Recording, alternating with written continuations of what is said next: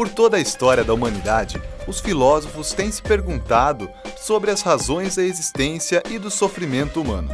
O filósofo Nietzsche realizou críticas sobre a ciência e o humano moderno, colocando a investigação científica como produto de um ato de fé no progresso da humanidade, da mesma forma que o cristianismo o fez de outras formas.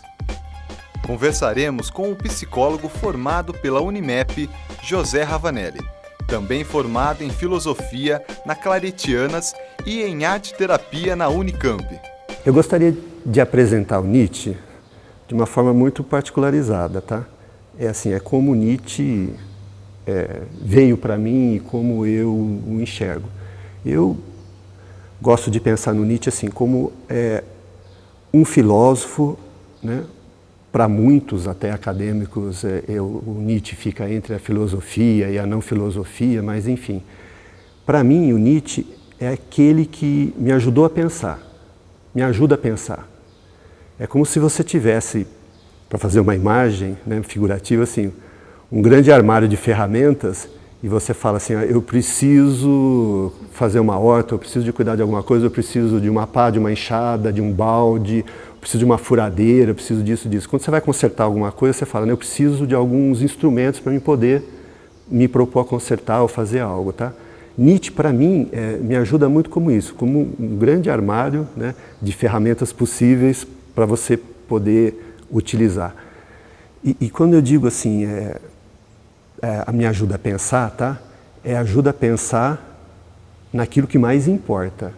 Porque não adianta você só situar Nietzsche como assim, é um filósofo, né? Ele te ajuda a pensar naquilo que mais importa.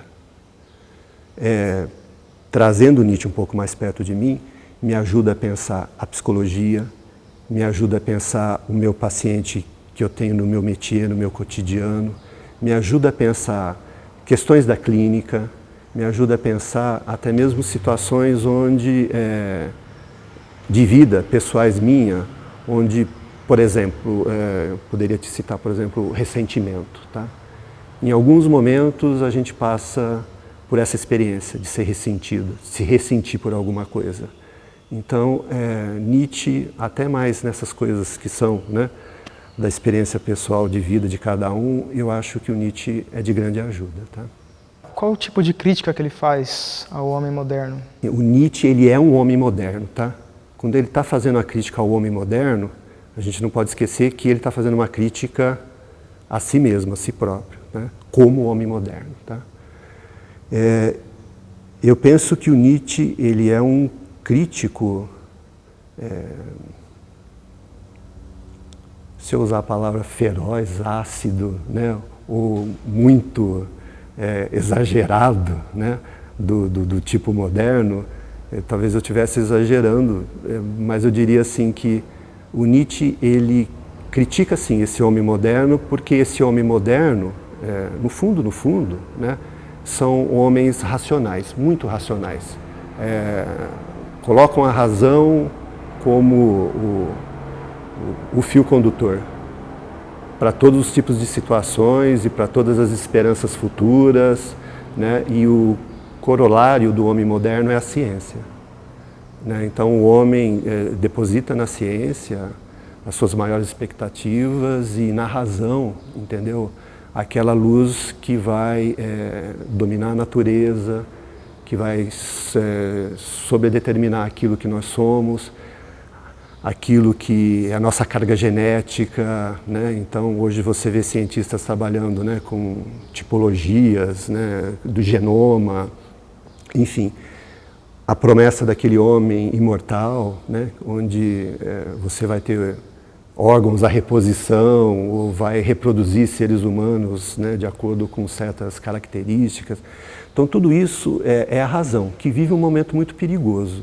Então Nietzsche, como homem desse tempo, ele não passou desapercebido por essas questões e produziu críticas nesse sentido assim muito pertinentes, tá? Que dá para a gente pensar até onde a gente vai com a nossa razão, ou até onde a gente vai querer conduzir a nossa razão.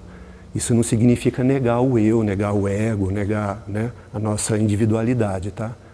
mas por outro lado também não implica na questão que é muito cara para o Nietzsche em dizer assim que nós podemos decidir questões de vida e de morte só pela razão. Então Nietzsche é muito coração. Quando ele fala da ciência, essa crítica que ele faz, há uma substituição da ciência pela verdade religiosa. As pessoas usam a ciência como uma verdade absoluta, quando no passado era a religião. Existe esse tipo de situação, né? Existe. Existe e eu penso que isso é uma questão que está permeando, né, todos nós, né? Porque nos momentos mais delicados, aqueles momentos que a gente fala, né, no limite como eu penso e o que eu penso, a gente busca, né, ou a ciência ou a gente busca a religiosidade, né?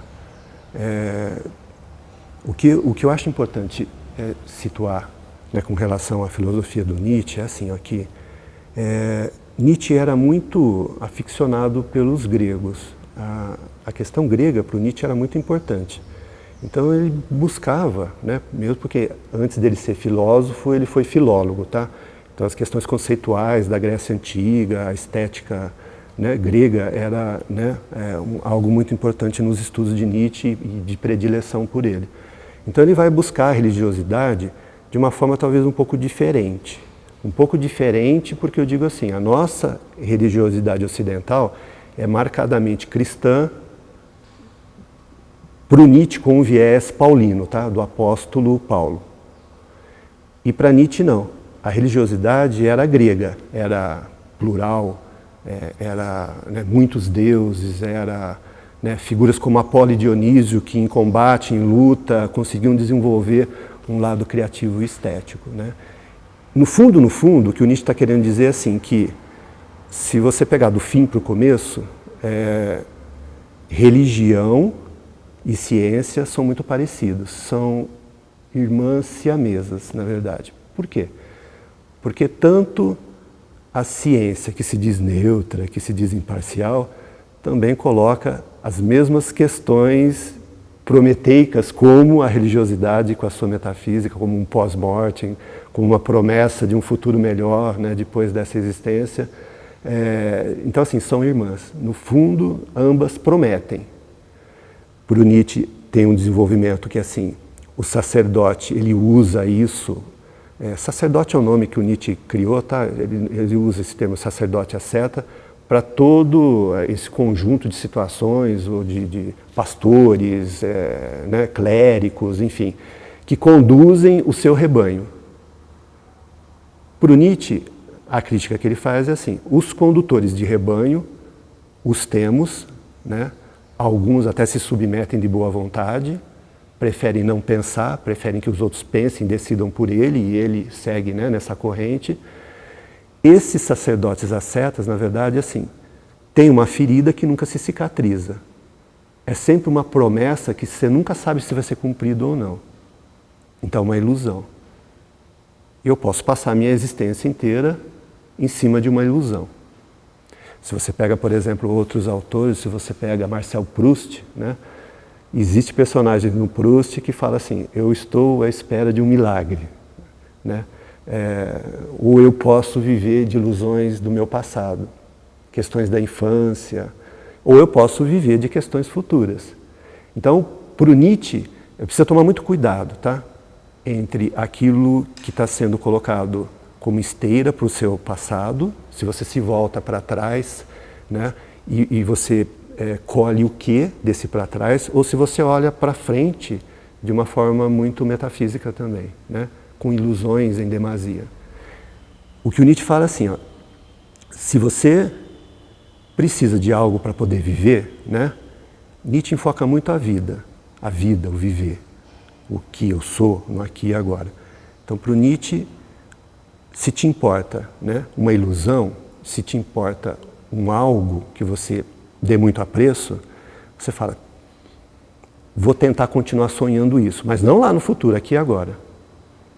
Ele te pede para você, experimente tudo o que você quiser, mas no aqui e agora. Viva o que você tiver que viver, mas no aqui e agora. E tire as suas próprias conclusões. Então a gente não está falando de uma utopia, algo utópico que no futuro se realizaria, né? Não. Que a ciência traz essa promessa, né? A gente vai ter completa saúde no futuro. Uma série de coisas que caem por terra, né, através dessa crítica que ele faz. Isso seria considerado por Nietzsche uma ilusão. Por isso que o Nietzsche fala, experimente as suas possibilidades daquilo que você é e daquilo que você está se tornando, né, no seu momento e com as forças que circundam o seu instante.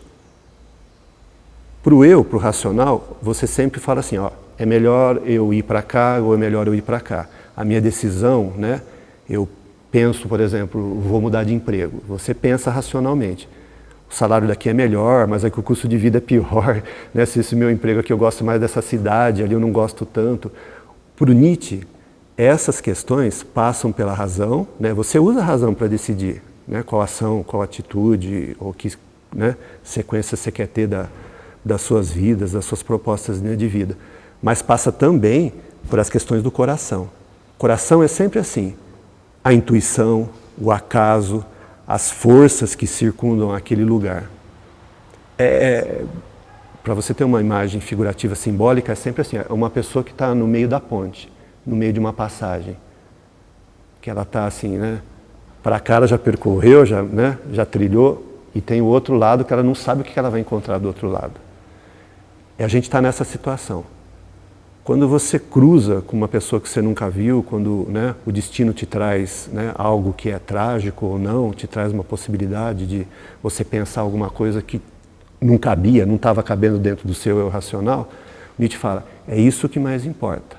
O que o Nietzsche coloca, ele dá nome. Né? Eu prefiro usar os termos que o Nietzsche coloca, depois se as pessoas estiverem interessadas, elas vão pesquisar isso. O que o Nietzsche traz é assim, os elementos, os signos e sinais do dionisíaco. Dionisíaco é tudo que é imprevisto, é tudo que é acaso, é tudo que não estava para acontecer naquela situação, pela previsão do eu, do racional. Então você fala, né, nessa entrevista tudo vai ter que dar certo, não pode acabar a bateria, ou se acabar a gente vai substituir, ou não pode acontecer isso aqui, não pode ninguém entrar aqui. O acaso ele está sempre presente, é que a gente não percebe muito. Para o Nietzsche é mais importante você perceber o que está à sua volta, esse dionisíaco, esses signos e sinais, para que aí você possa tomar uma decisão. E acontece sempre no instante. Por isso que Nietzsche é um crítico dos valores, porque ele fala, a decisão que você tomou hoje, no aqui e agora, não serve para amanhã, tá? Porque amanhã vai ser amanhã. Você pode estar numa situação parecida, mas deixa um instante determinar aquilo que é mais significativo. Muitos criticam Nietzsche do tipo assim, então você não pode ter cotidiano, você vai ser um espírito livre e nunca vai ter parada em lugar nenhum, tá? Não é bem assim, você pode ter o seu eu, você pode ter o seu cotidiano, uma estrutura de cotidiano, né? Mas tem que dar um pouco de espaço também para as coisas que são improváveis, tá? Se alguém está passando por algum tipo de sofrimento emocional, seja ele, através da leitura do Nietzsche, pode ser uma luz aí no caminho dessa pessoa? A gente pode usar essa expressão? Eu acho que pode, sabe por quê, Marcos? Assim, porque eu vou sempre falar a partir da minha experiência, tá? O que eu tenho utilizado, né, é justamente esses aspectos dionisíacos para a clínica. Porque assim, para quem não me conhece, eu sou um psicólogo que atende saúde mental. Saúde mental, você tem todas aquelas experiências de vida e de mundo onde a pessoa está no limite. Entre o limite da normalidade, o limite da doença, o limite, né, de uma depressão profunda, de uma ansiedade, de uma crise de pânico, enfim, os inúmeros problemas que saúde mental comporta. O que eu tenho percebido é assim, que para as pessoas que estão lá no fundo do poço e precisam subir, né, precisam encontrar, respirar um ar novo, Nietzsche serve. Ele é bem-vindo para a clínica. Justamente por quê? Porque esses elementos que a gente discute numa terapia, onde a pessoa não aceita, onde ela fala, por que isso comigo? Por que tinha que acontecer dessa forma? Tudo isso, se você ajuntar essas perspectivas, né, dionisíacas, e a pessoa começa a entender um pouco que o acaso, o sofrimento, não é só uma porta fechada, que não tem nenhuma saída, mas que o sofrimento, a tragédia, faz parte da vida e da existência, existe uma possibilidade dessa pessoa não só fazer um entendimento, tá? Mas também perceber que, principalmente isso mítico, tá? Se você permitir, eu posso até terminar isso com uma parte mítica, porque assim, toda a tragédia grega, né, ou toda a doença, todo aquele desespero existencial de cada um, quando chega nesse limite, fala assim, né, daqui eu não tenho saída, daqui é o fundo, é o poço que eu não vou conseguir mais subir, prefiro morrer, prefiro me anular, prefiro chegar ao niilismo do que esperar alguma coisa no devir. Não no futuro, tá? Futuro é presente, passado e futuro. Nietzsche usa aion, o tempo, né, que não é de Cronos, tá? É um tempo aberto assim, ao que eu ainda não sei de mim, ao que eu ainda quero experimentar, ao que eu ainda não vivi e posso querer ainda experimentar, posso querer continuar sonhando, experimentar. Então, por exemplo, assim, né, eu queria terminar com esse mito, assim, você pega o mito de Dionísio mesmo, tá? Uma das versões do mito de Dionísio é o seguinte: Dionísio, criança, tá lá, chega os titãs em meio a uma guerra, os titãs matam Dionísio, destroçam Dionísio, botam para ferver ele num caldeirão e esquecem o coração. Chega Zeus, mata o titã, transforma o titã em cinza, pega o coração de Dionísio, junta isso numa argamassa e tem uma nova raça humana. Então, o mito era para parar nesse ponto, do tipo assim, Zeus ficou vingativo, matou o titã, ponto final da história, entendeu? Um mito, ou qualquer mito que você pega da Grécia Antiga, nunca termina nesse ponto. Ele é sempre uma vírgula. Da tragédia, daquilo que não tem mais para onde continuar, o mito grego fala assim, disso daqui que terminou, finito, principalmente pela razão, que não aceita muito as questões mitológicas, justamente por isso. Ele coloca um ponto final, fala assim, ó, daqui existe uma nova raça humana, um novo renascimento, um novo retorno. É isso que eu pego muito do Nietzsche para colocar na clínica, renascimento, vida nova, tá?